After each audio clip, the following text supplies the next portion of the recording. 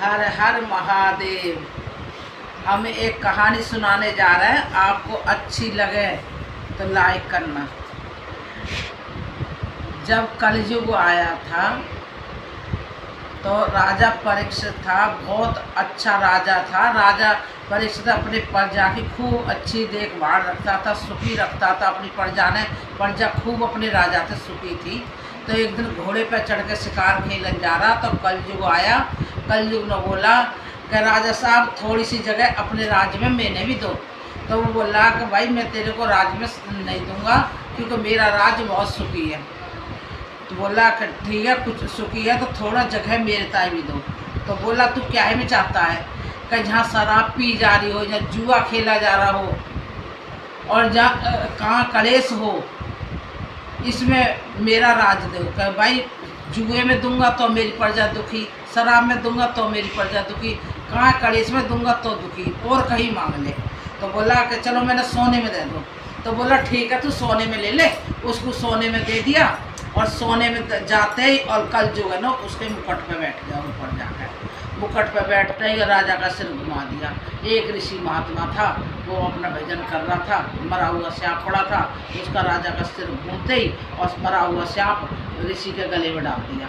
ऋषि के गले में डाल दिया तो भाई जाकर जो साधु महात्मा थे सब भागे गए। उसका लड़का गंगा जी नहा रहा था, बोला तेरे बाप के गले में मरा हुआ सांप डाल दिया। राजा ने कच्चा काम, उसने जो गंगा जल उठाया उसे शराब दे दिया कि तेरे 7 दिन में मृत्यु हो जाएगी। वो इतनी कह के और आ गया अपने बाप के दौरे। बाप के दौरे आया तो भाई अपने पिता के दौरे आके और बोला कि पिताजी ऐसे ऐसे राजा ने मरा हुआ सांप तारे गले में डाल दिया और मैंने उठा कर वो झाड़ी में फेंक दिया। जैसे वो झाड़ी में फेंका तो वो झाड़ी में फेंक दिया सांप। जिसने झाड़ी में फेंका उसने आगे जन्म लिया भीष्म पितामह का, जो भीष्म पितामह संयम पर सोए थे।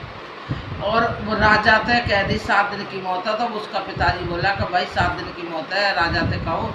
उनने राजा से कही कि तुम 7 दिन की भागवत कथा करवाओ। कि ठीक है, उनने भागवत कथा करवाई। भागवत कथा करवाते करवाते उनने दोनों तरफ को दूध दही के मटके भरवा के धरवा दिए, फूल बिछवा दिए कि भाई सरफ आएगा मैंने खाने तो वो भी सुखते आना चाहिए। वो राजा इतना बढ़िया था।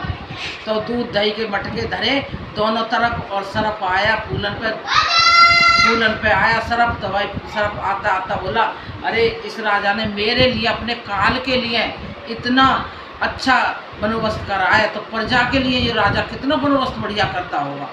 तो उसने बोला कि भाई ठीक है। वो दूध दही चाटता था सरफ और आके और बोला कि अरे मैं राजा को खा जाऊँगा तो प्रजा सारी दुखी हो जाएगी और सब प्रजा दुखी हो जाएगी और एक मैं मर जाऊँगा तो भाई मेरे मरने तो कुछ ना। तो सर्प देवता ने वहीं उन फूलन में ही दूध दही के मटके पे ही अपने प्राण त्याग